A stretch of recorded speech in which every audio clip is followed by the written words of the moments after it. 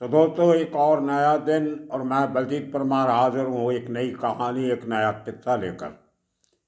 आज आपको सुनाएंगे कि कैसे एक बार फिर international drug smuggler, drug dealer Vicky Goswami क्यों सुर्खियों में है। आप सब जानते हैं कि एक ज़माने में हिट हीरोइन रही ममता कुलकर्णी का पति विक्की गोस्वामी कैसे कीनिया से पकड़ा गया 2014 में, और कैसे 2017 में उसने अमेरिकन एजेंसीज के साथ मिलके गिल्टी प्लीड किया और सरकारी गवाह बन गया। उसके बाद आज तक पिछले 6 सालों से वो अमेरिकन एजेंसीज की छत्र छाया में कहीं आराम की जिंदगी बसर कर रहा है। लेकिन अब एक नई बात उसमें निकली है कि नए सिरे से उस केस की सुनवाई जो 2017 से पेंडिंग पड़ा था, उसकी सुनवाई न्यूयॉर्क की कोर्ट में नए सिरे से शुरू होने जा रही है और विक्की गोस्वामी एक बार फिर उसमें मेन गवाह होगा। बाकी के तीनों लोग अपनी सज़ा भुगत रहे हैं, कोई 30 साल की, कोई 32 साल की, कोई 40 साल की। लेकिन विक्की को रिप्रीव दिया गया था। अभी वो कर्ज जो उसका चुकाना था अमेरिकन एजेंट्स का, डबल एजेंट बन के वो उसको अभी चुकाना पड़ेगा। तो बात करते हैं कि पूरा केस क्या था, थोड़ा सा आपको समझा दें। एक पाकिस्तानी नेशनल है आसिफ हफीज़, एक ज़माने में पायलट रहा, पाकिस्तान में पायलट का काम करता था। उसके बाद गोल्ड ज्वेलरी का बिजनेसमैन बन गया। लेकिन अंदर खाते उसका मेन काम था हशीश और हीरोइन की स्मगलिंग करना।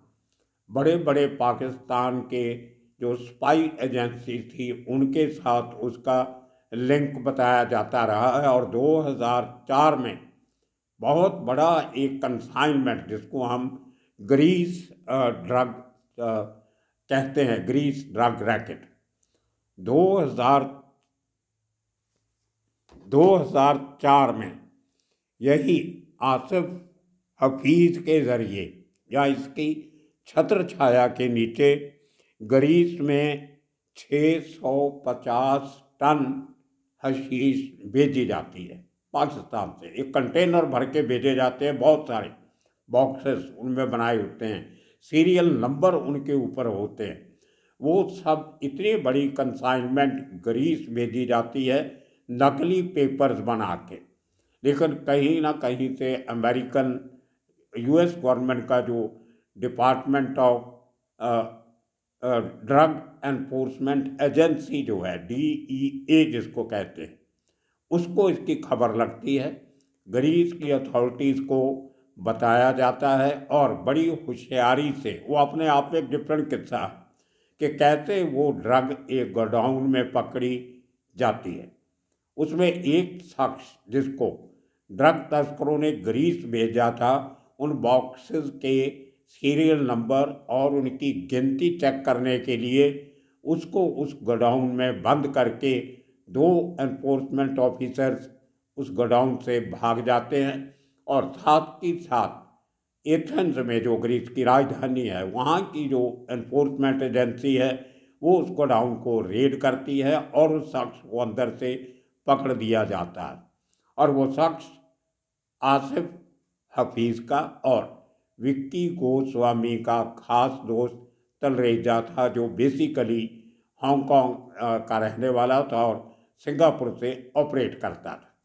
वो एक सेपरेट कहानी आपको थोड़े दिनों के बाद सुनाएंगे कि उसमें कितने हिंदुस्तानी मूल के लोग स्पाइंग करते थे अमेरिकन एजेंसीज के लिए, पार्ट टाइम स्पाइंग। एक खास केस इनको दिया जाता था जिसमें ये अमेरिकन अथॉरिटीज़ की हेल्प करते हैं। लेकिन आज हम अपने आप को लिमिट करेंगे विक्की गोस्वामी के ऊपर। तो आसिफ हफीज़ 2004 से ग्रीस ड्रग कॉन्स्पिरेसी केस में दुनिया भर की एंटी ड्रग एजेंसीज के निशाने पर था, उनकी नज़र पर था, लेकिन इतना लोग छिप के रह रहा था कि उसको पकड़ा नहीं जा सका। लेकिन बात चलती है 2014 में। 2014 में अमेरिकन एजेंट्स एक बहुत बड़ा ऑपरेशन चलाते हैं कीनिया में, जहाँ पे दो बड़े ड्रग लॉर्ड कीनिया के, बहुत बड़े स्मगलर जिनके इंटरनेशनल कनेक्शन थे, उनमें दो भाई हैं, वो दोनों ब्रदर हैं। एक का नाम है बख्ताश अकाशा अब्दुल्ला, हम यहाँ अब्दुल्ला बोल देते हैं हमारे एरियाज में, वहाँ कीनिया में वो अब्दुल्ला बोलते हैं। तो बख्ताश अकाशा अब्दुल्ला और उसका भाई इब्राहिम अकाशा अब्दुल्ला, इनको अरेस्ट किया जाता है। कीनियन अथॉरिटीज़ इनको अरेस्ट करती हैं अमेरिकन एजेंट्स की दी गई इंफॉर्मेशन पे। इनके साथ तीसरा एक्यूज उस केस में, एक्यूज नंबर 3 जो अरेस्ट होता है, वो होता है विक्की गोस्वामी, और चौथा आदमी गुलाम हुसैन, ये भी कीनिया का रहने वाला है। और वो जो अरेस्ट पेपर होते हैं उसमें विक्की गोस्वामी का पूरा नाम लिखा गया है, विजयगिरी राजनगिरी गोस्वामी। तो ये विजयगिरी राजनगिरी गोस्वामी बाद में ड्रग तस्करी के खास तौर के उस धंधे में विक्की गोस्वामी के नाम से मशहूर हो जाता है इंटरनेशनल लेवल पे। अब देखिए, अहमदाबाद में पैदा हुआ ये गरीब खानदान के गरीब घर का बेटा 2 नंबर की दारू का धंधा करता था अहमदाबाद में, जहाँ के ड्राई स्टेट है, दारू पीनी बेचनी करना सब गुनाह है। लेकिन बड़े जो इलीगली ड्रग बेचते थे अहमदाबाद में, उनके साथ डिलीवरी बॉय का काम किया छोटी उम्र से, क्योंकि बच्चों के ऊपर पुलिस को शक नहीं होता। तो वो दारू जो बनाते थे वो लोग यहाँ आसपास की स्टेट से स्मगलिंग करते थे, उनको क्लाइंट्स तक, ग्राहक तक पहुँचाने का काम ये विक्की गोस्वामी ने किया। उसके बाद मुंबई आ जाता है, फिल्म इंडस्ट्री के लोगों को ड्रग सप्लाई करने लगता है, और उसी दौरान इसकी मुलाकात हो जाती है ममता कुलकर्णी से। तो यहाँ से पैसा कमा के विक्की गोस्वामी जब हीट बढ़ने लगती है पुलिस की, वो बेस शिफ्ट करता है दुबई में, और दुबई में ही इसके साथ ममता कुलकर्णी अपना फिल्म इंडस्ट्री का कैरियर छोड़ के इसके साथ दुबई चली जाती। और वहाँ पे वहाँ दुबई में जहाँ पे कानून बहुत सख्त है, यूएई में, वहाँ जाके भी ये आदमी ड्रग की फैक्ट्री लगाता है और नशे की गोलियाँ सप्लाई करता है वहाँ के लोगों को। वो फैक्ट्री एक दिन पकड़ी जाती है और इस आदमी को 20 साल की सज़ा होती है ड्रग केस में। लेकिन कुछ 10 साल जेल में रहने के बाद ये आदमी को पार्डन दी जाती है। कहते हैं कि उसने मुस्लिम धर्म अख्तियार कर लिया था, शायद इसलिए उसको छोड़ दिया गया सज़ा पूरी होने के पहले। उसी दौरान जब जेल में था, ये कहते हैं कि इसने और ममता कुलकर्णी ने शादी कर ली। उसका अभी तक कोई सबूत या कोई कबूलनामा इन दोनों ने नहीं किया है, लेकिन फिर भी दुनिया भर के लोग मानते हैं कि इन दोनों की शादी हो चुकी है। छूटने के बाद ये आदमी बेस शिफ्ट करता है कीनिया में, जहाँ पे गुलाम हुसैन जो है वो इसकी मदद करता है, और उसके मदद के साथ साथ विक्की गोस्वामी जो है वो, ये जो 2 भाई हैं वहाँ के ड्रग स्मगलर जिनका नाम मैंने बताया आपको, उनके साथ मिलके ये आदमी जो बख्ताश और जो उसका भाई इब्राहिम अब्दुल्ला, इनके साथ मिलके बड़े लेवल पे ड्रग स्मगलिंग का काम शुरू करते हैं। ये दोनों भाइयों की कीनिया में बहुत चलती थी। जो आर्मी का रूल था उसमें बड़े जो जर्नैल और अफसर थे उनके साथ इनकी बहुत बनती थी।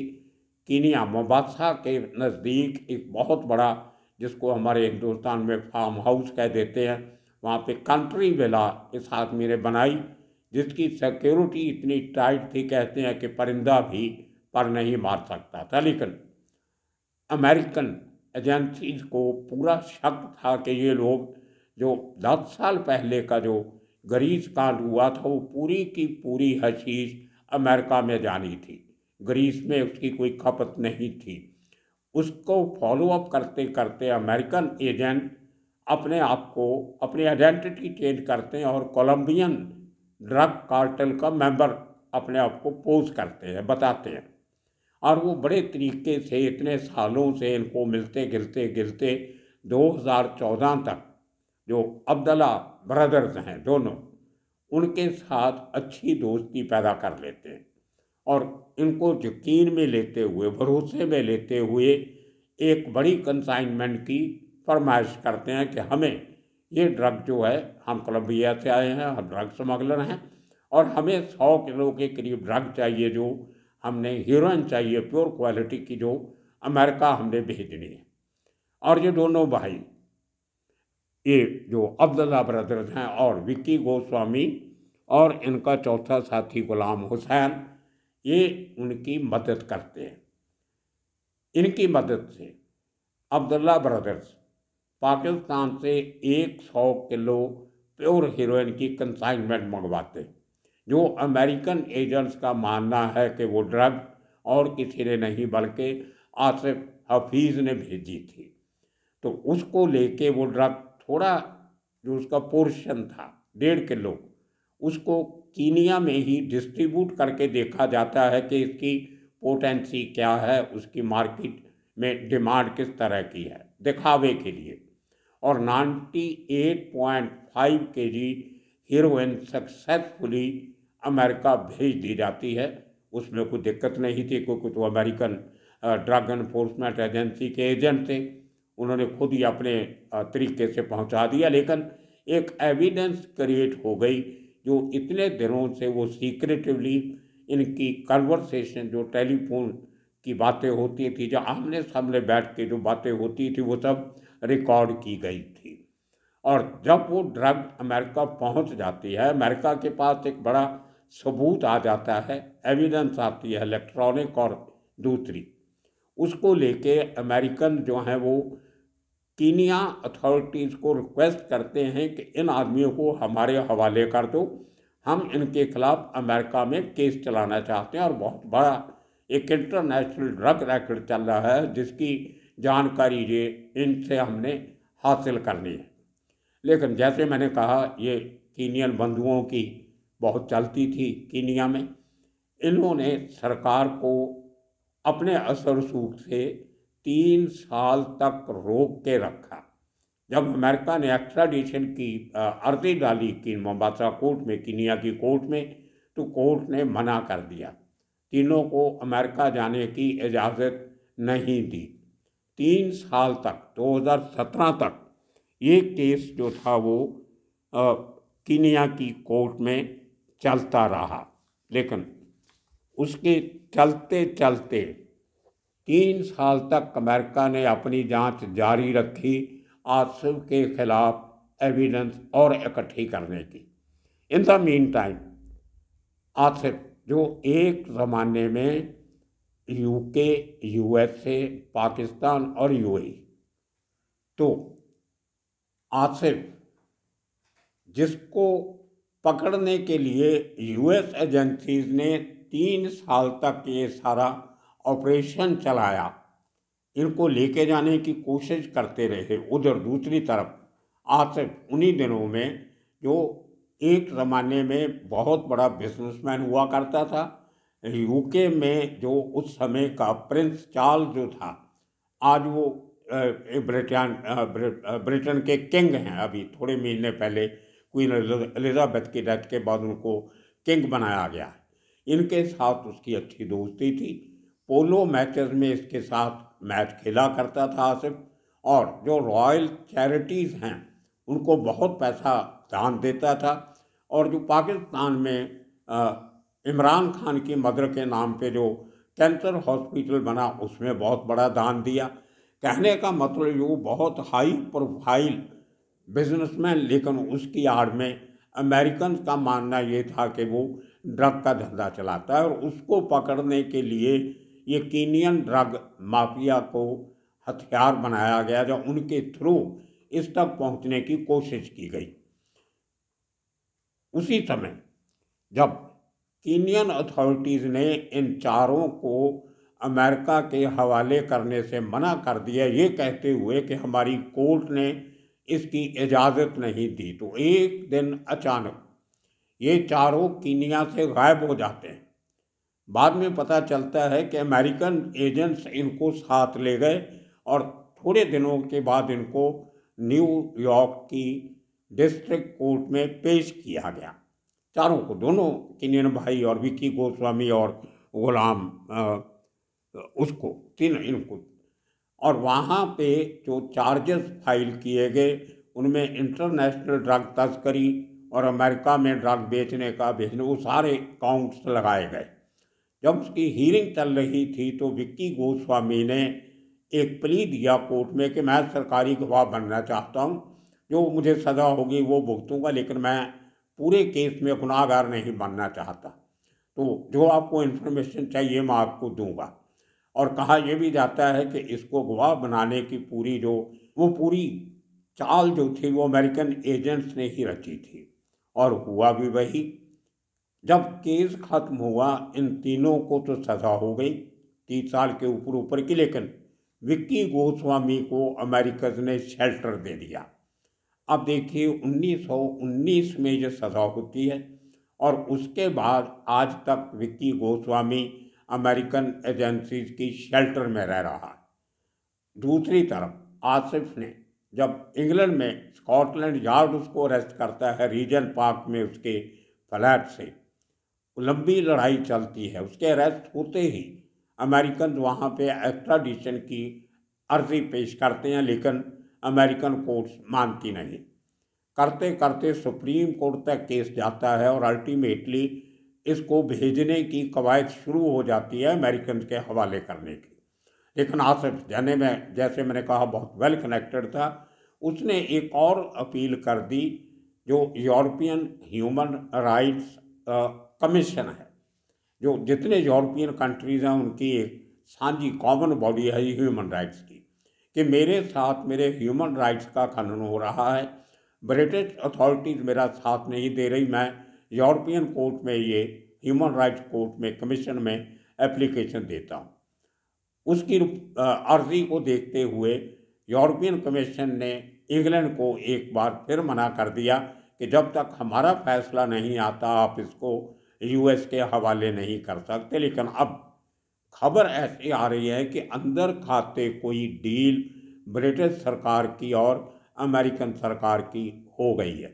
उस डील के नीचे आसिफ को अमेरिका भेजा जा सकता है और इसीलिए आज विक्की गोस्वामी खबरों में है। कल पाकिस्तान के बहुत बड़ी न्यूज़ एजेंसी और न्यूज़पेपर जियो के हवाले से पाकिस्तान में ये खबर नशर हुई कि विक्की गोस्वामी, आसिफ के और इन चारों के जो केस था उसमें अपनी गवाही एक बार फिर देगा। तो देखने वाली बात होगी आने वाले दिनों में ये केस किस कदर टर्न लेता है। लेकिन आज तक की बड़ी खबर यही है कि आने वाले कुछ दिनों में, कुछ हफ्तों तक, महीनों तक विक्की गोस्वामी एक बार फिर सुर्खियों में बना रहेगा। तब तक के लिए आपका सबका बहुत शुक्रिया, धन्यवाद।